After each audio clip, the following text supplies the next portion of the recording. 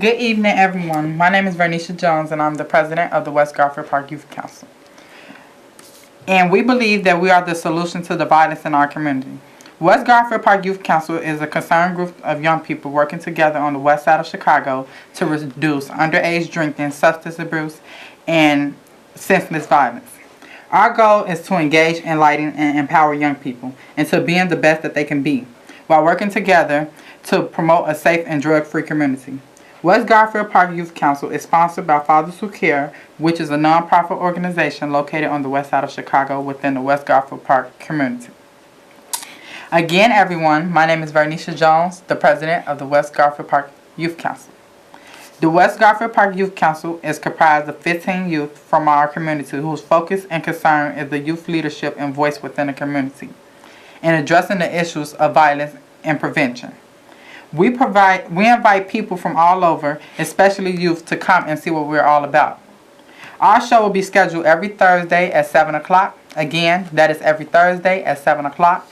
We would like to encourage calls from people watching from all over at 312-738-1060. Again, the number is 312-738-1060. You can also view us online at www.cantv.org/live. Again, that is www.cantv.org/live. Well, everyone, I know you noticed this well-educated young man sitting inside of me. And instead of me introducing him, I will allow him to introduce himself. Wow, thank you for that introduction. You're welcome. Thank you, Venetia. My name is Anthony Beckham. I am the outreach coordinator for Cook County Commissioner Richard R. Boykin, who oversees the 1st District, which is the west side of Chicago, 60% of the west side of Chicago, and then all of your western suburbs. Okay. Thank you, Anthony Beckham, for being a guest on tonight's show. Again, my name is Vernisha Jones, and I am the president of the West Garfield Park Youth Council. You are watching a live interactive call-in television show brought to you by CANS-TV 21. During the next 25 minutes, we are going to discuss the topic of how we can encourage more young people to put guns down and pick up a book, while also working together to promote a safe and drug-free community. I invite our viewers watching to call with your questions and comments at 312-738-1060. So today's topic is saving our youth in our community. How do you feel about the topic? Well, I think that topic is very important. I mean, the reason I'm here is because this is youth-driven, it's youth-ran, and it comes from the heart of young people. With everything that's going on in Chicago right now, we've experienced over 3,600 shootings and over 350 people that have been killed in Chicago. And majority of those shootings, Vernisha, have happened in communities that look like me and you. Yes. And so I'm speaking about Austin, I'm speaking about North Lawndale, I'm speaking about West and East Garfield Park, I'm speaking about Roseland, I'm speaking about Auburn Gresham. And these are happening in black and brown communities, but most preferably they're happening in communities of color, and they're black communities. And so we have to do everything we can, and we cannot police our way out of this issue. We have to be community driven, and we have to put the neighbor back into the hood and make it a neighborhood. So when you saying put the neighbor back into the hood, can you kind of get an audience what you're talking about? Absolutely. I mean, the African American community is the only community that they still use the word hood. When they talk about Chinatown, when they talk about Ukrainian Village, when they talk about Roscoe Village, when they talk about Uptown, when they talk about those communities, when they talk about Mount Greenwood and Beverly, they call those neighborhoods. Unfortunately, when we always talk about our communities, or people talk about our communities, they say it's a hood. And when I say put the neighbor back in, it means we need to go door to door. We need to know who the lady is who lives next door to us. And we need to be able to say we're not going to tolerate anymore what is taking place in our community. If we continue to let what's going on in our community, we are seeing a modern day genocide right now in our communities. And so we have to do everything in our power to put that neighbor back in it. I'll give you a perfect example. Reverend Jones invited me out to the corner of Madison and Keeler, I believe, and it was a smokeout. And they cooked food for the people, but more importantly, it wasn't about the food or the music. It was about getting the community involved. It was about reaching out to the community. It was about helping the least of these, which are the people that need us the most, the people who might be suffering from substance abuse, the people who might have mental health issues, the people who might be unemployed, the people who have or feel like the world is against them. Right now, what we're seeing is a level of hopelessness in our community. And so we have to change that narrative. And the only way we can do that is getting back to the foundation of what our community has always been, and that's been family. You sound like you're very passionate about the topic. So, with you being passionate, who would you say you are and your purpose for existing? Well, I'm a God-fearing man first and foremost. And I believe that anything and everything starts with the G-O-D. It starts with God. And so whoever your supreme being or your higher power is, I believe that is the person that's going to help you get through what you're going through. Listen, there's been tough times in America before. Yeah. And there's been tough times throughout other places in other countries. But one thing that we always can fall back on is our faith. And so I believe this is the time now that we need our faith leaders to come outside of the four walls that they represent or they reside in or they are over. And they need to be doing the work in the communities. Right now we are seeing a modern day genocide. And so when I say that, that means that we need our pastors, our clergy, our faith-based leaders of all denominations to come outside their four walls and to come out and talk to young people and to get them engaged. So what is something that's coming up or something that you know about where people can come together and get outside of their four walls to talk about their issues or hear different stuff that's going on in the community? Absolutely. So, you know, when I got to the west side of Chicago, I used to always take a drive, Vernisha, down. I would get off at California, and I would go from California to Harlem. And my office is about 2 blocks west of Harlem. And I would start at California and come all the way down at about 7:30, 8 o'clock in the morning. And I was just so puzzled and astonished to see so many people at 7:30 in the morning not doing anything with their life. And so I said to myself, this is not real life. This is like a third world country that we're seeing right here. And so the first thing that I did was I reached out to our stakeholders and I went out and made sure I met them. I wanted to know who the stakeholders were in the community, who was doing the work. And then when I did that, I said to them, I want to do a youth job fair. And so we did a youth career fair. We had over 500 young people that came out for our first one. I had over 20-something employers. The next year I did it again, had another 500 young people that came out. Now, it's not about the hiring fair because it's about who gets hired. Yeah. But it's also about those opportunities, right? And so if we don't put opportunities in front of our young people, then what do we think is going to happen? When we use data like 50% of young black men are either out of work or out of school, well, if they're not working, they're not in school, then we know what they're doing. It don't take a genius to know that, right? But we have to give them every opportunity and every resource to be a positive person in society. Okay, I see we have a caller. We're going to take this caller, then we're going to get back into our questions. Hello? My question is how can youth help in a community?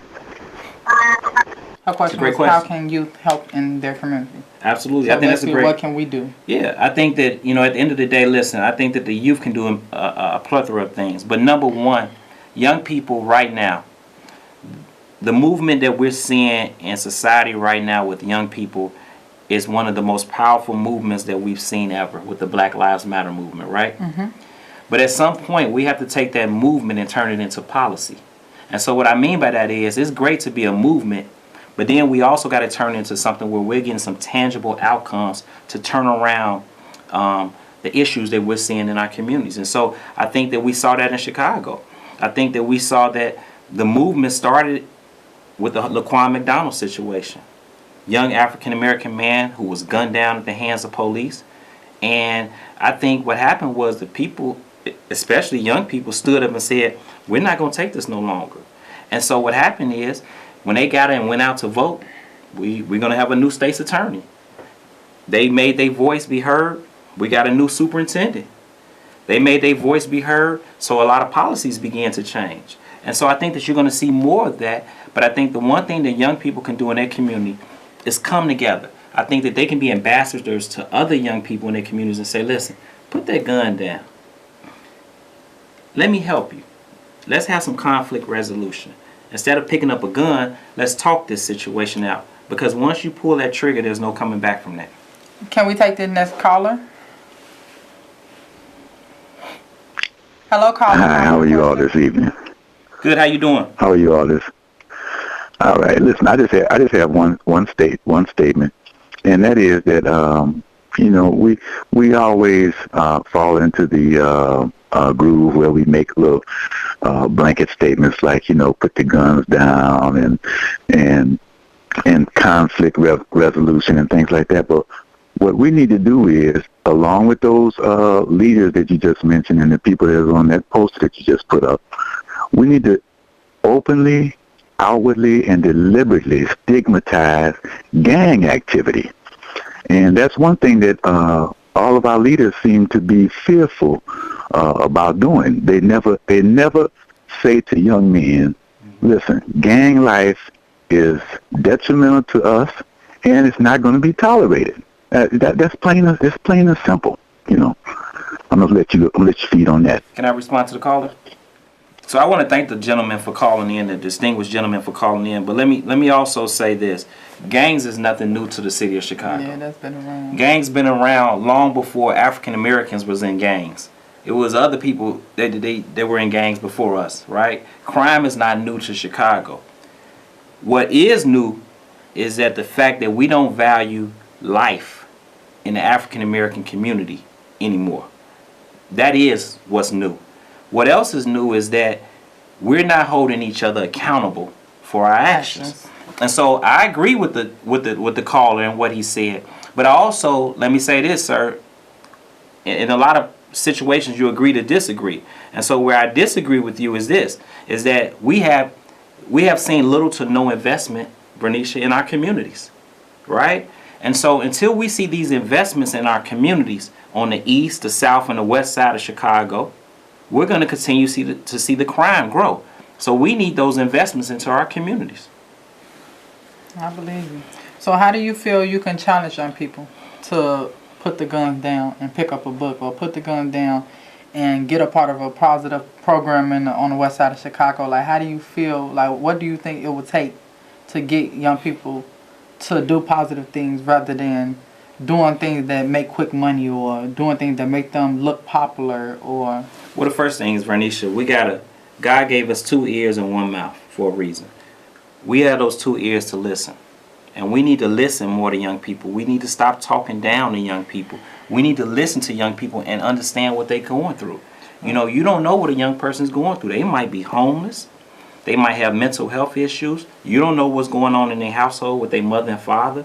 They might be the sole provider for the family. And so one of the initiatives that we did is that we brought young people together in the Austin community 3 times in a row. We started out by open dialogue. And we had an opportunity where we broke bread together. We fed young people. We had the dialogue. We had the conversation between police and young people. We had the conversation between young people and young people. And then we had a basketball game. And that basketball game served as an icebreaker for young people and police officers to interact with one another. So the first chance that when they meet each other is not on the street corner when they're being handcuffed to a car. It's that time where they can say, sir, I know who you are, or ma'am, I know who you are, or vice versa. yeah, I feel like that's something that helps, because I know that's how we is with like the 15th district, but I feel like that's something that needs to happen with all the different districts. Because like, I know when I go into that area, the 15th district, when I go and I see police officers, I know them, so I could say hey to them by name. But then like when I'm in a whole different area, it's like the problem I had is still there. Well, we also need police to look like me and you, Vernisha, in our communities, right? And so that's no knock on anybody else. But I do want to see some people that look like me in our communities working with our young people. And also, I want our young people to understand you have to respect police. And you have to respect authority. And so that's very important. And so it goes both ways. It's vice versa. We have to respect one another. And so we need to start a campaign, which is not new. Commissioner Boykin started this a while ago, called Respect Life. And so when I hear people say put the guns down message is kind of cliche-ish and things like that, well, maybe it is cliche-ish, but the reality is that we need to put those guns down and the guns down, and we need to engage with young people, and we need to listen to young people. So why are you so passionate with, like, you seem like you're real passionate about youth situations. Why is it that you're so passionate about helping youth and making sure youth get involved and not be on the streets? Well, I'm passionate, because I got a daughter at home who's a sophomore in high school, and I understand what they're going through. You know, I hear the music that she listens to. I like rap music. You know, I like hip-hop. But we also have to understand at some point that's entertainment, right? And so I'm passionate about young people because young people are our future, right? And you all are our next generation. And so I believe if we don't have anything left, we got to roll up our sleeves. We got to come out of our ivory towers, and we got to get to work in our communities. And so I'm very passionate about young people, and I'm willing to do whatever it takes to save lives. Okay, we can take the next caller.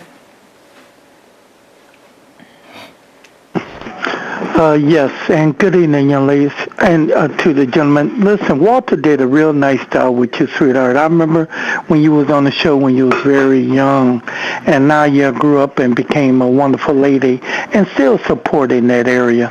Now, to what I want to address is a wonderful thing what you're doing in your neighborhood, and I mean it's being done in a lot of neighborhoods, and you normally get the people who wants to make things better, but on the other half, you got the corrupt ones. It's not going to come. They don't come. They won't participate. I don't care. You could talk to your heart out. They just won't participate. So what you normally see is not the ones that want to make things better, but the ones that still want to cause problems in the neighborhoods. And if it ain't going on in their neighborhood, they will go to another neighborhood and do the same thing. So how do you address that? And trust me, I'm not trying to knock what you're doing, because you're doing a wonderful, good job. But again, it's still the ones who don't want to participate that is causing the problems, not the ones that you get to come and join your different groups and things of that nature. So thanks for taking the call. Let me get out there so I can hear your response. And you have a great night and a safe night. Thank you. Thank you. Listen, I think there's a very small population of individuals who are keeping nonsense going in Chicago. Chicago is a great city. Do we have issues? Absolutely. But if somebody gave up on me, where would I be today? Nowhere. I would be nowhere. And so, to that gentleman's point, I think that we have to continue to try every avenue that we can, Vernisha, to save souls and to save lives. Will it happen overnight? No. Did we get in this mess overnight? No. We've been in this mess for a long time. And I think that it's going to take a while for us to get out of it.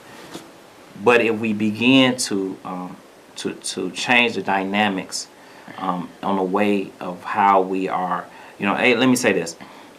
Number one, on anything that we do, we got to start with parenting, right? We need to put the family back in our foundation of who we are and whose we are. And so, to the gentleman's point, I won't stop. I know Reverend Jones is not going to stop. I know Garfield Park, West Garfield Park stakeholders and Fathers Who Care will not stop. But where are the mentors? When I was growing up, Vernisha, I played sports. I played baseball, football, and basketball. High school, grammar school, Papa Warner. When my father couldn't be there because he was working, it was that guy there that would pick me up. And he would pick up 5 of my friends and take us to the games and transport us. Sort of like Reverend Jones. But we don't have enough Reverend Jones in our community. Sure. We need more Reverend Jones in our community. And so I think that we all got to do everything that we can. And I'm willing to do it. We would like to encourage calls from people watching to call in with your questions and comments at 312-738-1060. Again, that number is 312-738-1060. I see we have another caller. Hi, my name is Janicia Williams, and I'm with the Chicago Westside NAACP Youth Council. And I was just calling to ask when you and Commissioner Boykin will be having another sit-down meeting with the youth to discuss how they think that we can solve the problems that are plaguing our communities, because I think they are very helpful and instrumental into getting insight into what will work for our generation, rather what the older generation will try to impose onto us. Well, let me thank Janicia for calling in. This is like a little sister to me, a niece to me. I know her mother, Deborah, very well. And when I see people like Janicia and people like you, it put a smile on my face. Because you're passionate, you're driven, and you're focused. And so, to answer your question, Janicia, we did an event about 3 weeks ago at the White Sox Stadium. We brought about 100 parents who were affected by gun violence, who lost their kids to gun violence, and we brought them so they could watch a baseball game. And So thank you to Jerry Reinsdorf and the White Sox and to my boss for that. But to Janicia's point, as I was talking to the deputy chief for the Chicago Police Department, he said to me, Anthony, man, when you going to do another one of those events with the young people? He said, people all over the city talking about that. And I said, well, I've been a little busy, but I'm going to get back to it. And so my point to Janicia is that, Janicia, we're definitely going to get back to doing it. And we will make sure that we engage more young folks from all over the west side of Chicago to engage and be a part of that, because you're right. That's an instrumental tool where we bring young people together. We allow for young people to basically run that day. And it was successful. The young men that came in, you know, they came in and said, man, thank you. For that 3-4 hours you took me off the street, I could have been shot at. I could have been fighting. I could have been doing a number of things. But guess what? I was safe and I was having a good time. And that's what matters. If you're just not tuning in, tonight's guest is Anthony Beckham, and we was basically discussing the topic of how we could save our youth. And I see we have another caller. Do you want to talk about this event that's coming up? Okay, we finna talk about an event that's coming up in the community where people could come together and talk about their issues and get to meet Danny K. Davis and other elected officials while bridging the gap, basically. So thank you, Benicia. So this event is called the State of the African American Power Breakfast, State of the African Male Power Breakfast. And this event is for men only. So to my women out there, I'm not being a male chauvinist or biased. But this is an opportunity for men of color to come together, break bread and have breakfast. We're going to do a networking part where we get a chance to engage with one another.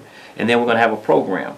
And some of our speakers at this event will be Congressman Danny K. Davis, Pastor Teddy Matthews, who used to be the youth minister at Rock of Ages Church. He started his own church in Melrose Park. Elder Albert Tyson, Cecil Lucy, the new president of Chicago State University, will be there. And also our good friend from the west side, Malcolm Crawford, who just did the Austin 5K, but with the AAA BNA. And they're going to be there. But the most important part of this is not the breakfast. The most important part of this is we're going to have young black men, we're going to have middle-aged black men, and we're going to have senior citizens, elder African-American men that will be a part of this. And so what we're trying to do is to bring together men of color for a positive day, and then we'll turn that around for a day of action where we will go in the community and do some things in the community. But this is a day where all men of color can come together and engage with one another. We'll take the call. We can take the next caller.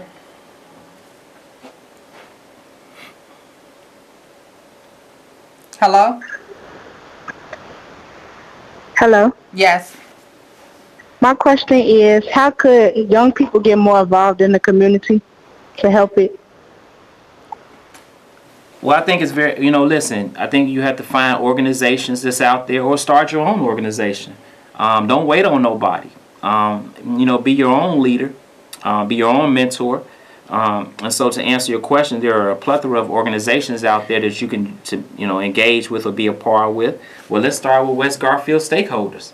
Let's start with Fathers Who Care, who's doing good work in the West Garfield Park area and all throughout the west side of Chicago. So there's a million of different ways that young people can get engaged. I would like to see more young people engaged in the political process because I believe voting is very important. And I was always told that if you're not on the dinner menu, then you're going to be on the appetizer menu.